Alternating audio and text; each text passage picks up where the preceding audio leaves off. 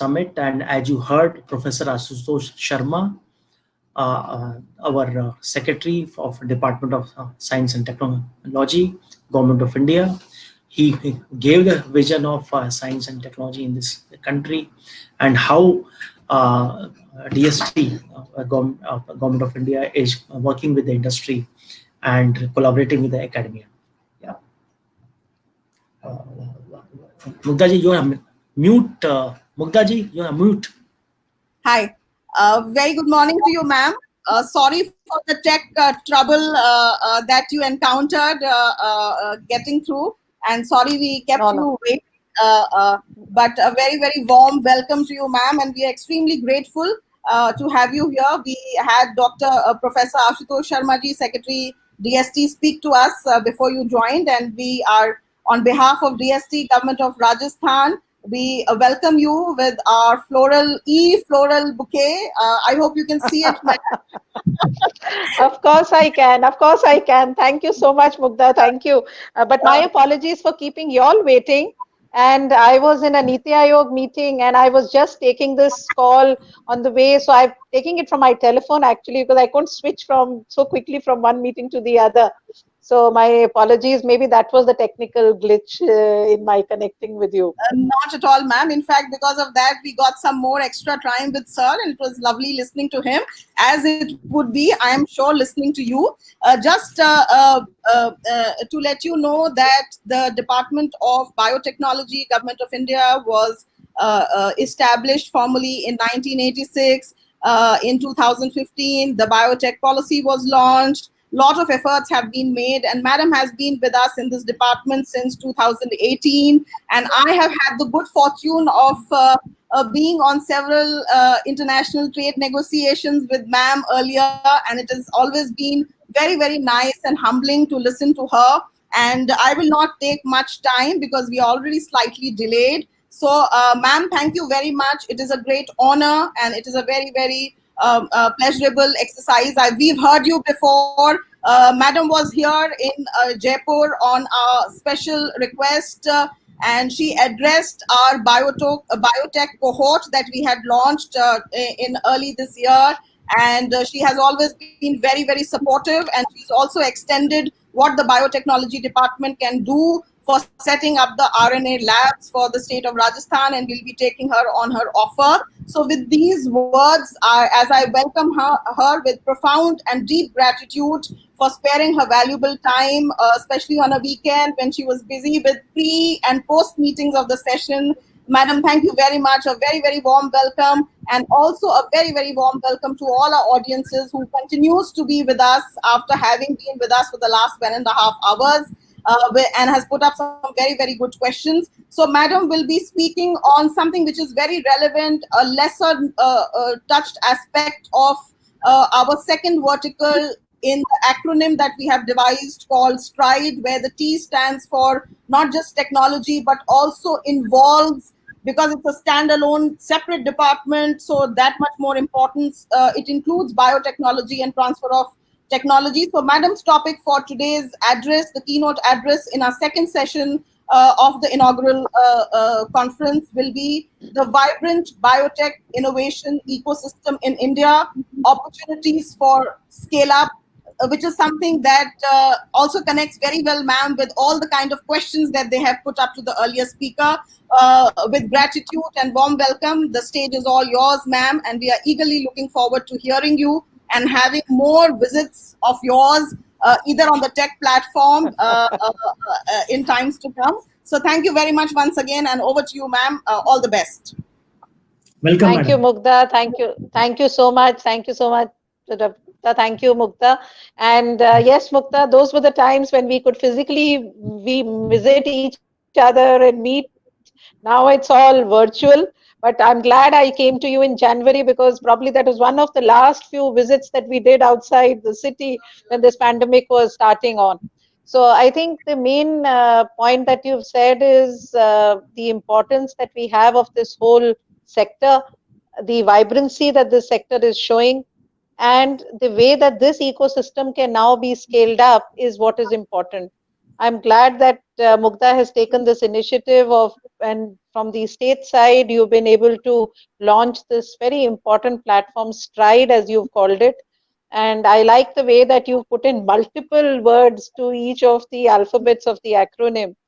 But I think that also brings out, Mugdha, the importance of each of those activities that you are taking forward, whether it is in terms of nurturing the startups, whether it's in terms of bringing the technologies to them, or in terms of connecting the industry and academia to take forward what is today the need, and that is how do we translate our research into the products, into technologies.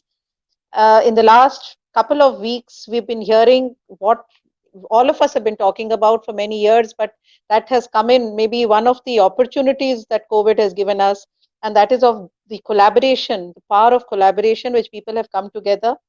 And more importantly, looking at what we've called the Atmanirbhar Bharat, the self-reliant India, where we are looking at, again, the startups, the researchers from our laboratories, and the industry coming together with a common goal and objective.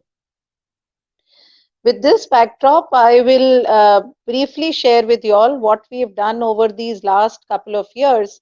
Many of you are aware, you've been part of this ecosystem, but for those who may be into this for the first time or getting the information around this, I know that some of my colleagues will be joining you later today or tomorrow, and will share many more details about what the ecosystem is. But the Department of Biotechnology, as has been said, was set up as a separate department focusing on biotechnology, looking at all biological sciences.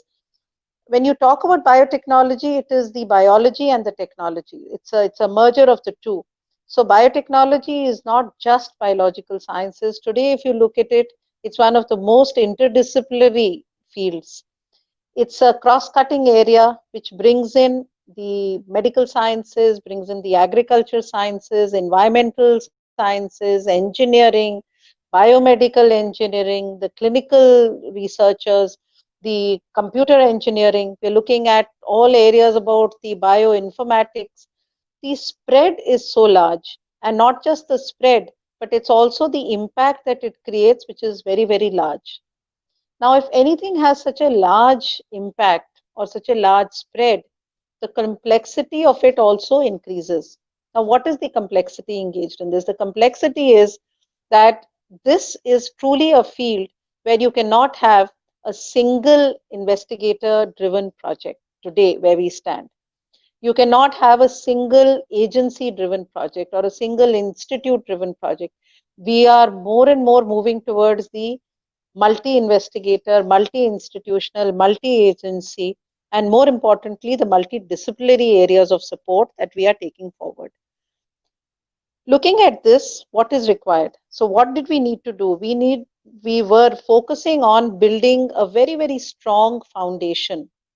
Now, the foundation that we were building on was on three important pillars that we were looking at it. One is the capacity. So the capacity really is in terms of both the infrastructure and in terms of the human resource. We then looked at building the research capabilities, the competence that we have in the research fields. For that, the whole extramural research support that the Department of Biotechnology gives, the human resource that we have supported under our capacity building pillar, trying to connect them to research laboratories, national research laboratories, international connections, so that when they are looking at international collaborations, that again makes it important for us to see how do we bring in the best into our country. And today in biotechnology, we are the preferred partner for international collaborations for each area.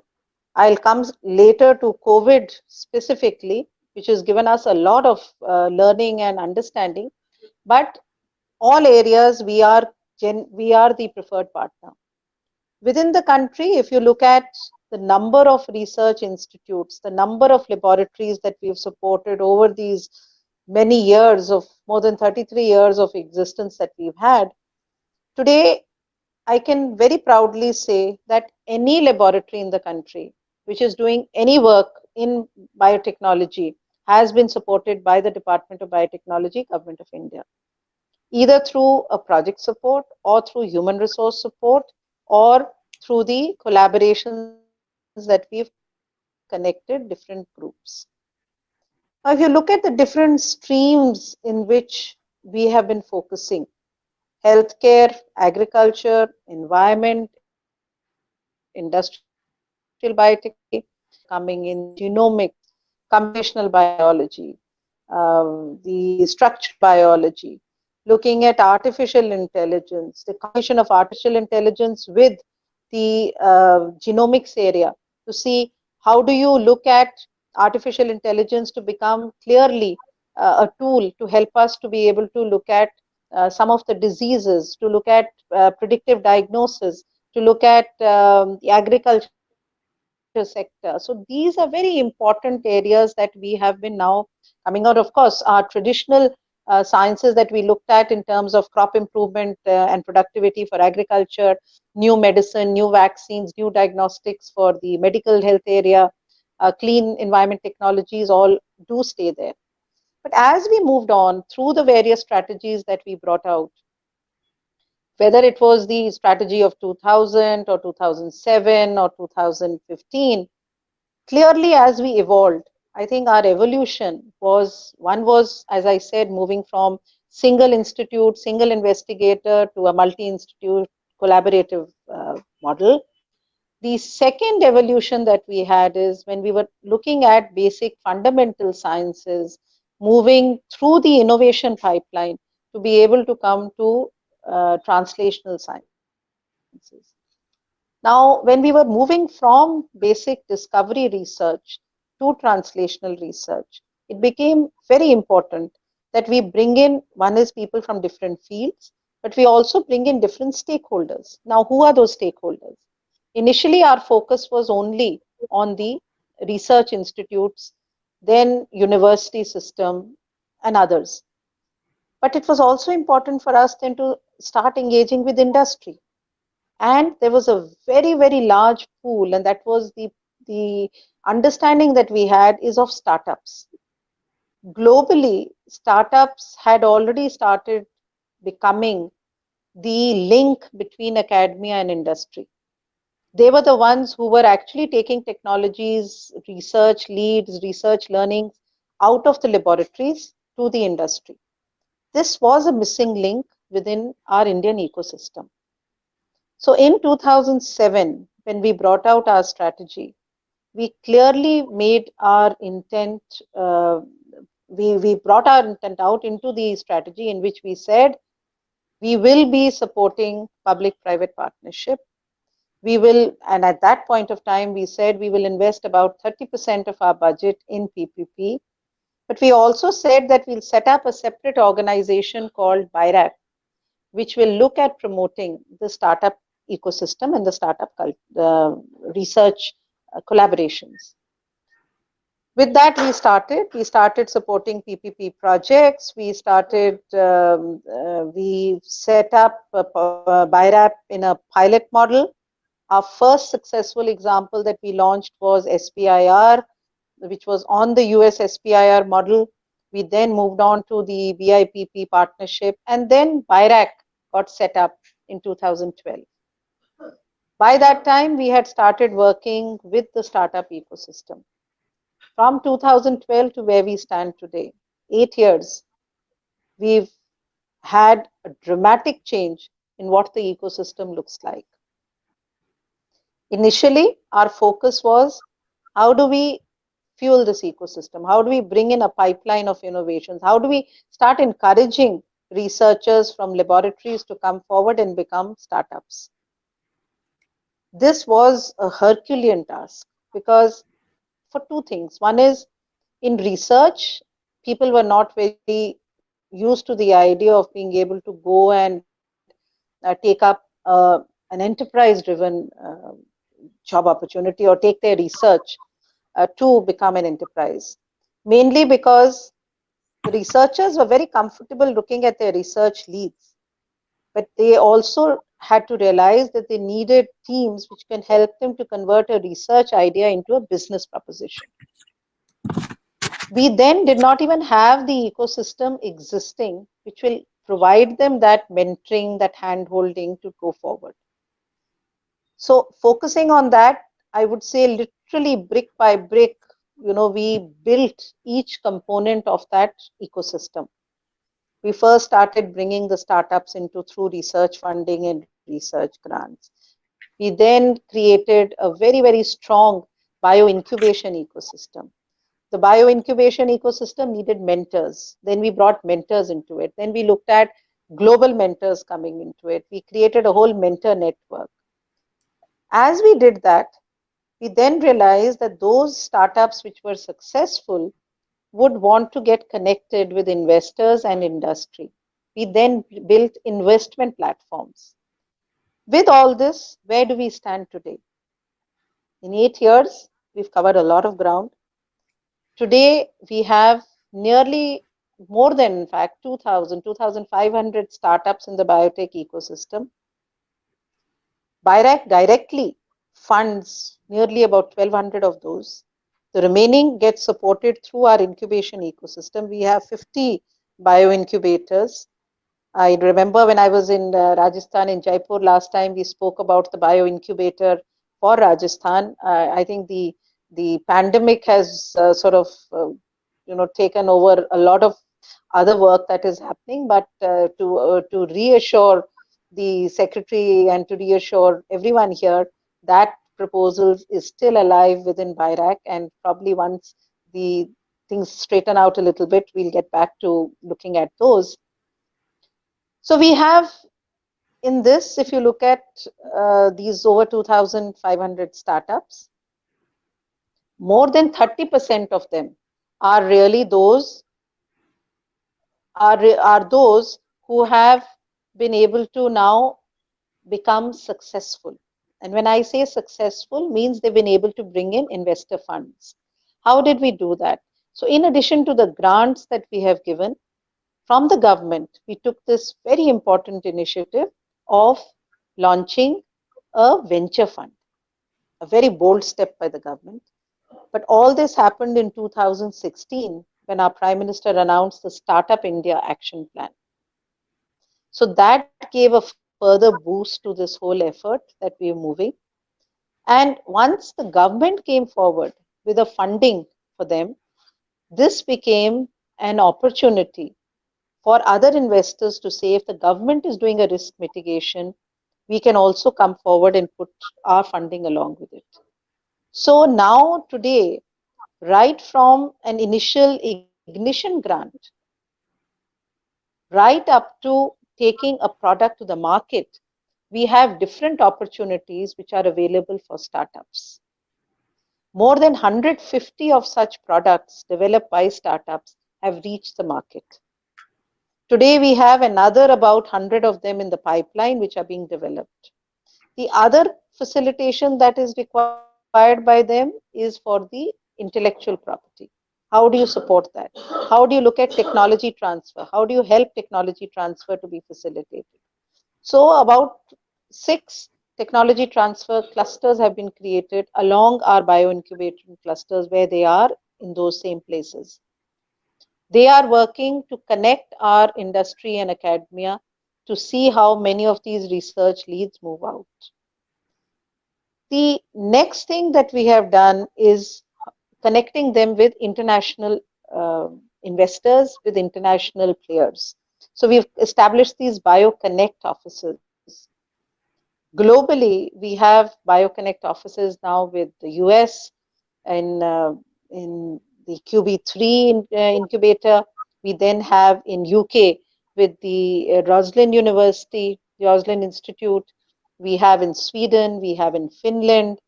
We are also looking now at connecting with other countries which would want to take up similar global connects. How do these global connects help? They help because our startups are exposed to that ecosystem. Our startups are now working not just for products which would be in India, but products which can be looked at globally. So one is reaching global markets, but also ensuring that the quality of your own product is good to be able to be acceptable. This is again a facilitation that we provide. Similarly, for the clean energy area, as a part of our mission innovation, which is 23 countries, we have set up a clean energy incubator in Delhi, which has now connected with all the 23 countries. And 3 countries have already started using this incubator as a soft landing opportunity. So I think this is basically to give them.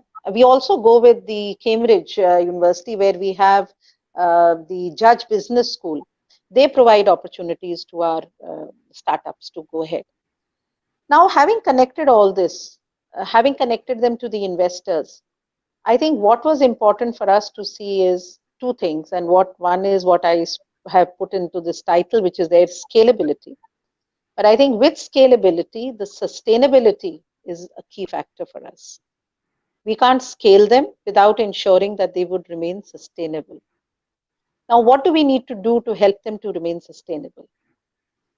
And that's where we are different from an investor group or a VC group. We bring in a lot of strength in terms of our technical support, our technical mentorship.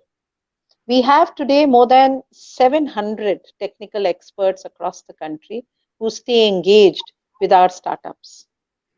They stay engaged with them for each of the projects that they are working on, for each of the activities that they are working on, and to connect them in terms of refinement of their technologies, but also to connect them to see how they could convert their research into business enterprises. Now, there is another critical factor of this ecosystem, and that is how do we connect this seamlessly? At the moment, what is happening is we have an IIT in Mumbai, we have a startup which is sitting in some other university, a bio incubator comes in, they all come together and they get connected. But what is important is there a cluster approach that we are following? So we have now started looking at technology clusters. And in these clusters, we have already had 4 of such clusters, one in the Faridabad area, one in Kalyani, Calcutta, one in Pune, and one in Bangalore. But now we have the government's approval to set up 10 clusters. And the new feature that we've added is the industries would be allowed to come and actually co-locate within these institutes, something similar to the IIT Research Park that you have at Chennai. And this will give a further boost to our whole activity as we move on. Now, it's also important to understand that if we create these clusters and we have to scale up and sustain our startup ecosystem, once their prototypes are ready, who's going to have confidence on them? They will have to demonstrate their prototype before somebody can accept it. So they will need these pilot manufacturing zones to be able to do that. So for the biopharma sector, we launched a national biopharma mission. And under that, we've created a whole ecosystem of facilities which can help the research to move out of the laboratory to product development. Whether it's GLP labs, whether it's cell repositories, or it's a pipeline in terms of taking the product through the various bioprocessing groups, or it's looking at small biomanufacturing units, we have created this ecosystem. And we would like to do similar ecosystem building in other areas as well. Now, having in the last couple of minutes shared with you what has been our experience in building this ecosystem, I will very quickly like to come to our today's scenario of COVID. And to let you know that how this preparedness of this ecosystem gave us really a platform to be able to leapfrog and jumpstart many of the activities in terms of our solutions for COVID. Now, what happened? This pandemic suddenly got hold of us. We were all overwhelmed with the panic that it created. We didn't know how to respond to it. But our startups came up immediately. Within 15 days of this pandemic striking India, we had nearly 500 startup solutions across the country in which they came forward and said, this is what we are doing. This is how we can help the COVID situation. Can you now quickly examine it? We started examining that quickly to see what can be supported, how can we fast track it, how can we connect it to the required groups and take it ahead. We also then had to start very quickly working on our developments of products, that is the testing kits, which you know that we need testing kits for, and all of you know today COVID, we are talking only about the need for testing kits. And in March, we had 100% import of testing kits. Very quickly, in less than 2 months, we have been able to build capacities where today with confidence we are saying that we are already at the moment, we have a capacity of nearly 30 lakh kits per month, but by the end of next month, by June, we would have 100% indigenous kits being produced for what the requirement of the country is for testing kits. How did we do that? Because this ecosystem was ready.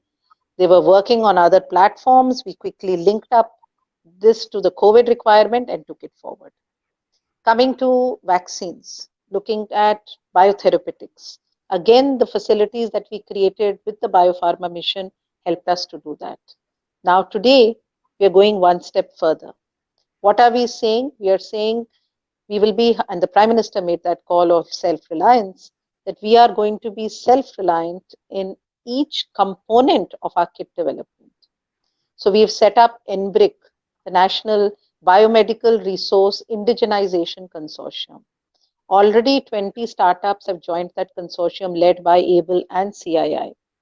And they are now, whatever components, see, primers, probes, these were things which were being produced anyway for other aspects. They have now started looking at developing them for these kits. So when I say 100% indigenous kits, it will be with their components. Why am I giving this example to you? The example I'm sharing with you is because this is the level of competence that we have brought into our ecosystem. Now, this is replicable, this is scalable, and if it gets converted into meeting the demands, so it's more of a demand supply situation, definitely it's going to be sustainable. What is going to be important is we have trust and confidence in our own products. And how will that come in? That will come in terms of the quality that we produce. What is going to be the other important feature is our startups look at becoming innovative. Let's not always look at being followers. Let us see what is the new technology we can bring in. There's a risk involved, but we are ready to take the risk today. We are ready because the world is looking at India as the next manufacturing hub. We are ready because we have confidence in our startups that they will be able to move forward. And the government has put in so much of confidence. The government has put in so many enabling policies that I think this itself should be a platform now that the startups, the researchers should come forward and move ahead. The last point that I would like to mention to you is in this ecosystem, what have we done? And that is related to the diagnostic kits and others that I spoke about. We've set up pilot manufacturing facilities. In Visakhapatnam, we set up the first one that is called the AMTZ Command Consortia, which has brought in 10 startups, and they're giving, and industries, not only just startups, but even large industries, but which are producing kits, PPEs, ventilators, which is the demand today. And we have supported that pilot production facility. So what have we done? We've just done a demand aggregation and ensured that there is a supply mechanism that gets connected. This is where state governments are going to play a very important role, because they are actually the ones who are going to uptake all these products. So in this entire chain that I mentioned to you, you would have noted that each player plays a very important role. From the central government, which makes in the enabling policies, creates the foundation and the base to be able to establish a very robust ecosystem. The universities, which are churning out these excellent students which is bringing in the pipeline of our researchers, not just for academic research, but also for startups. Our national laboratories, our institutes of higher education, IITs, ICERs, NIPERs, NITs, they have to keep bringing out quality human resource and manpower.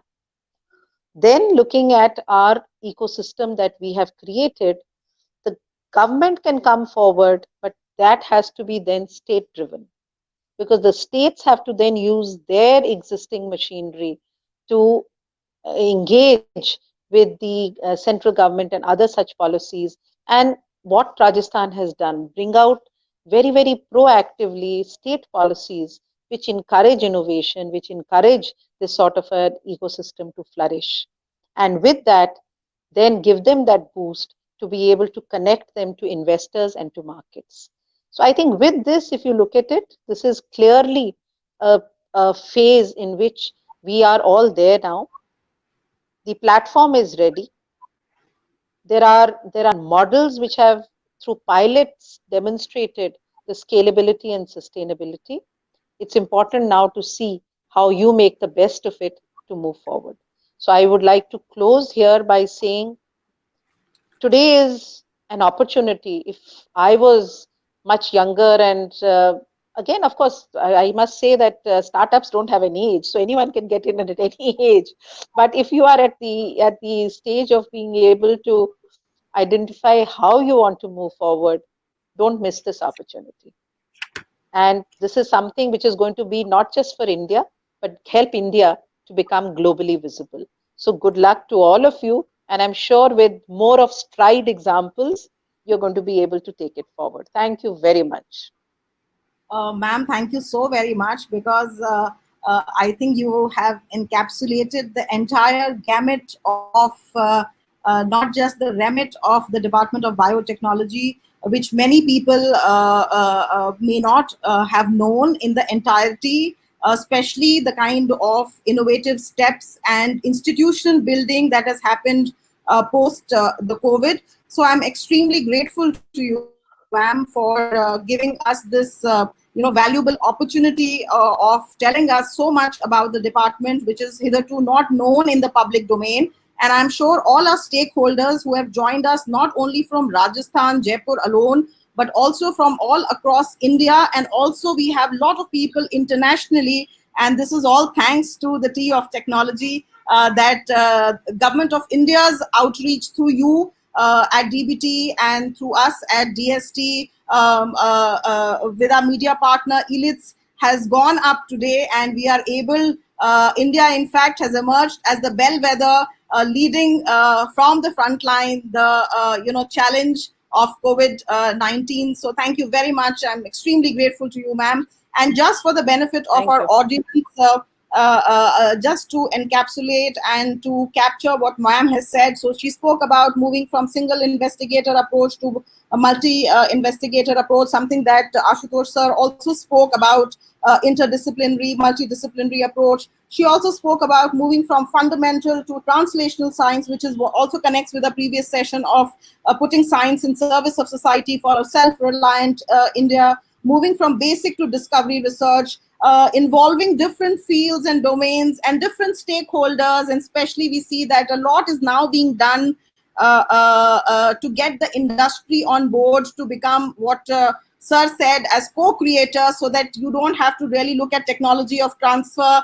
because then the researchers, the scientists and industrialists will all become same. And we have huge number of examples, because madam, we'd like to let you know that when I joined the department in July 2019, within a few days, we launched what is called the DST Science and Innovation Lecture Series, which put us in touch with a lot of innovators like Dr. Yogeshwari from BITS Pilani, Hyderabad, Mr. Sachin Dubey, who's working very closely all over the country and also funded by BIRAC, and so many others who spoke on our platform about the innovative kind of work that they're doing. And it is exactly what you have mentioned, ma'am, in your speech. Then ma'am also mentioned about the BIRAC and how since 2012, closely associated with the startups, also how they have gone global.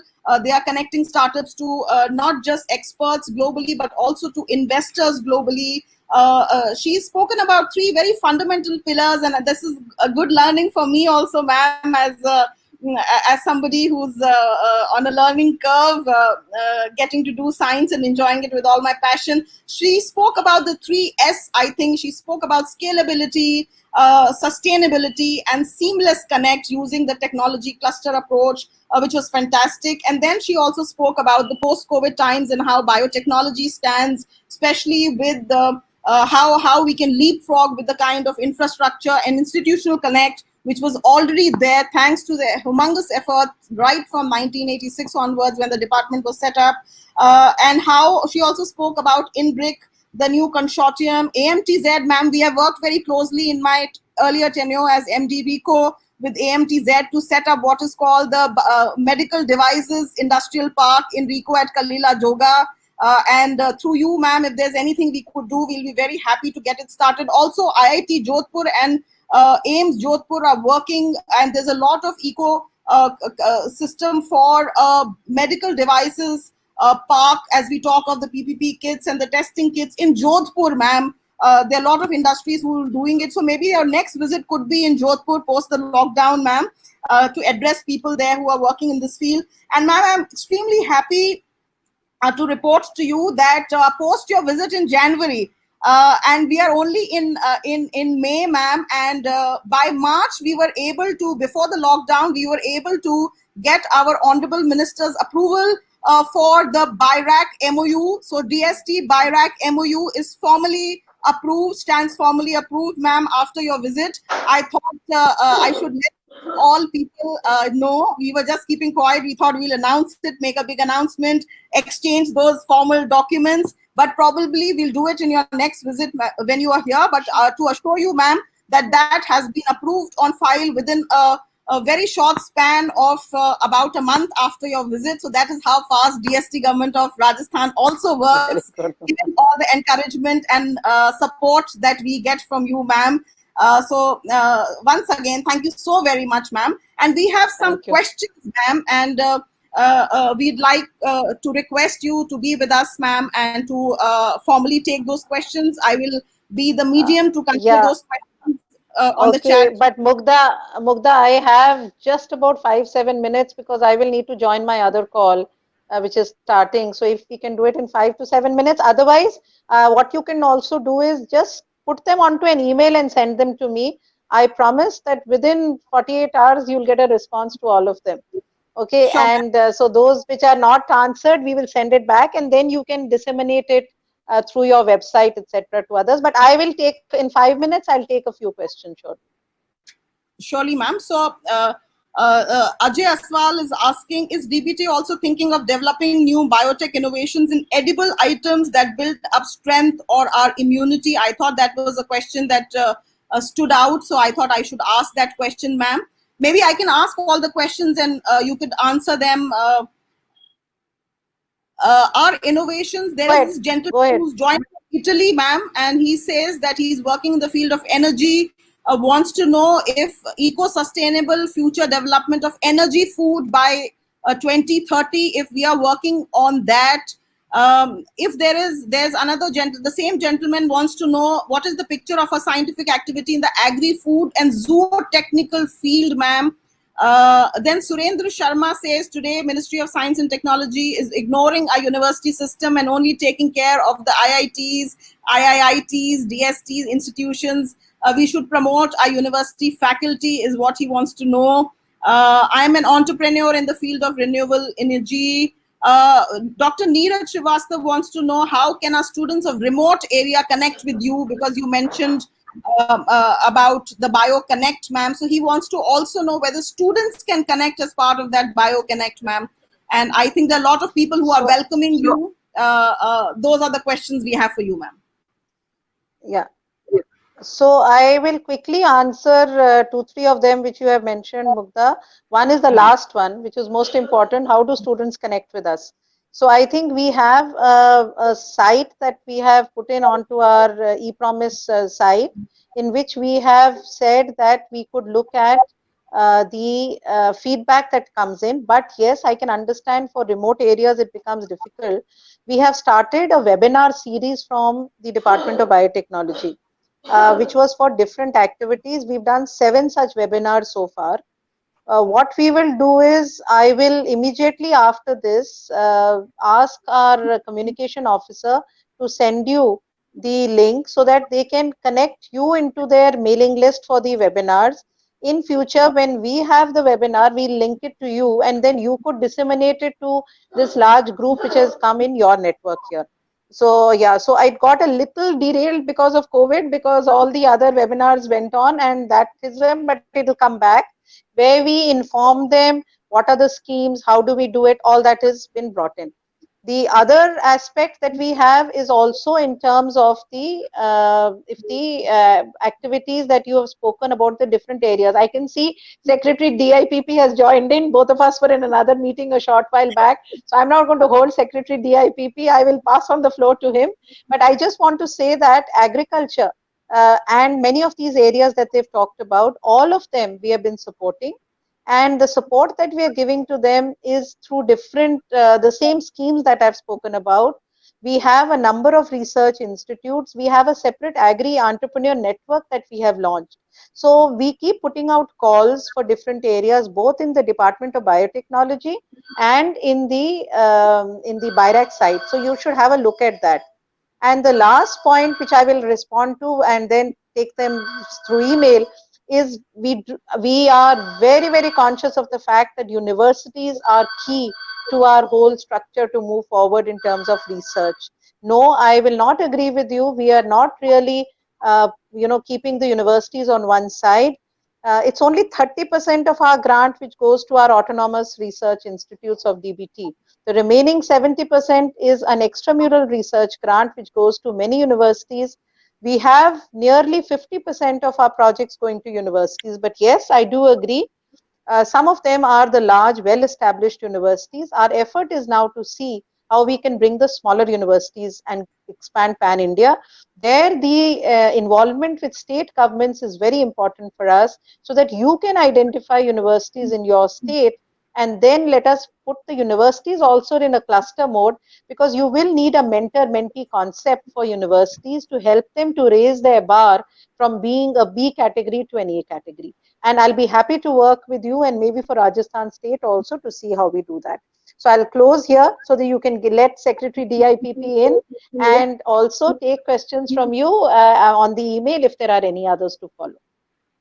So thank you very much, ma'am. Ma'am, your presence has actually, brought about, is going to bring a change as we see a new industrial revolution which will be centered not so much around the petroleum oil, but around biology and the intersection of biology and technology. And one small, on a lighter side note, we worked very closely, ma'am, if you remember, with the first India Strategic Commercial Dialogue.